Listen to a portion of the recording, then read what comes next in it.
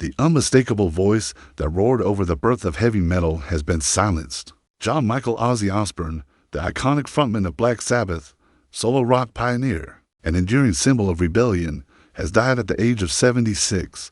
As his funeral procession made its way through the streets of his hometown of Birmingham, England, thousands gathered, fans, locals, and metalheads from around the world to pay tribute to a man who defied the odds, changed the course of music history, and lived a life that was anything but ordinary.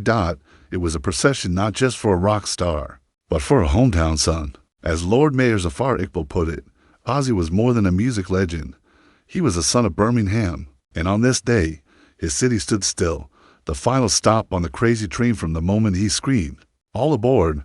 on his 1980 solo debut. Crazy Train, Ozzy Osbourne cemented his place not only in heavy metal lore, but in popular culture. The song has long been a rallying cry for misfits and mosh pits, for anyone who found power in the loud, the raw, and the unapologetic.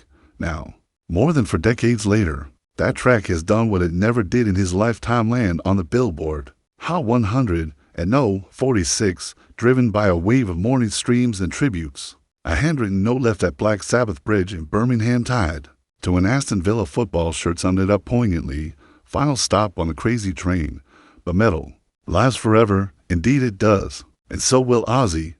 Born in Birmingham, forging Ozzy's journey from Birmingham's industrial streets to global stardom is a classic rock and roll epic, equal parts chaos, creativity, and redemption. Born in Aston in 1949, the working class son of a toolmaker and a factory worker, Ozzy came of age amid the smog and steel of post-war England. His surroundings shaped his worldview and, more importantly, his sound. When he, Tony Iommi, Geezer Butler, and Bill Ward formed Black Sabbath in 1968, they created something that hadn't existed before: heavy metal. Their self-titled 1970 debut album was dark, eerie, and completely unprecedented. Tracks like Black Sabbath, NIB, and War Pigs weren't just songs, they were seismic shifts. Osbourne's haunting wail became the voice of a generation fed up with war, conformity, and silence. Over the next decade, Sabbath released era-defining albums: Paranoid, Master of Reality, Volume 4, and Sabbath Bloody Sabbath, and set the template for heavy music as we know it. But internal tensions and Ozzy's spiraling substance abuse led to his dismissal from the band in 1979. It could have ended there. It didn't.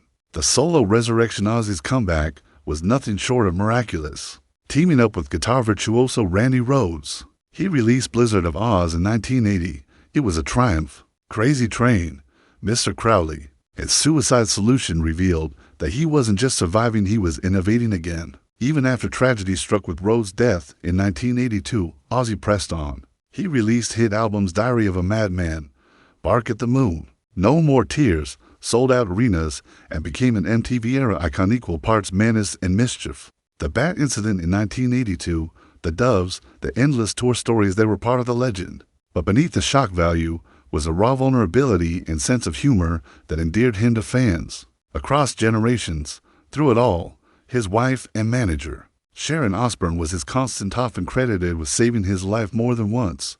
Reinvention, reality TV, and rock royalty in the 2000s. Ozzy once again did the unexpected. He became a mainstream television star. The Osbournes, MTV's reality show chronicling the chaotic domestic life of Ozzy, Sharon, and their children Jack and Kelly, introduced the Prince of Darkness to a new audience: teenagers who weren't even born during Sabbath's prime. He was funny, confused, endearing, a metal god who just wanted to find the remote. He wasn't myth anymore, he was dad. And fans loved him even more for it. Despite health issues and age, Ozzy never truly retired. He toured well into his 70s, made new music including collaborations with Post Malone and Elton John, and remained a cultural presence unlike any other. A return to Birmingham, and one last bow in 2023, Ozzy officially retired from touring, citing health challenges stemming from Parkinson's disease, which he had publicly revealed in 2020. But the music never stopped. And in a full-circle moment, just 3 weeks before his death, Ozzy reunited with his Sabbath bandmates in a surprise performance in Birmingham, his final time on stage. "You have no idea how I feel," he told the 40,000 fans in attendance. "Thank you from the bottom of my heart.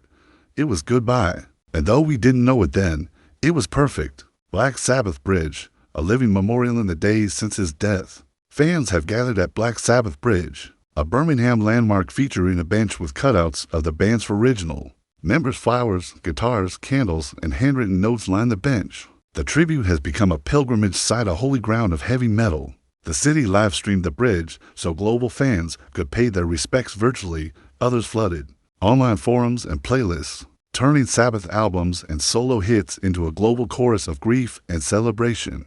"We know how much this moment will mean to his fans," Mayor Iqbal said.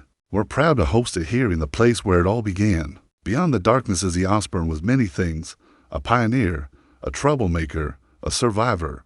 But more than that, he was a cultural beacon. He made it okay to be weird, loud, and unapologetically yourself. He gave outsiders an anthem and headbangers a voice. He is survived by Sharon, his children, and grandchildren. But he is also survived by every kid who picked up a guitar because of Iron Man, every band who took Sabbath as gospel, and every fan who screamed, I'm going off the rails on a crazy train. Because Ozzy didn't just influence heavy metal, he invented it.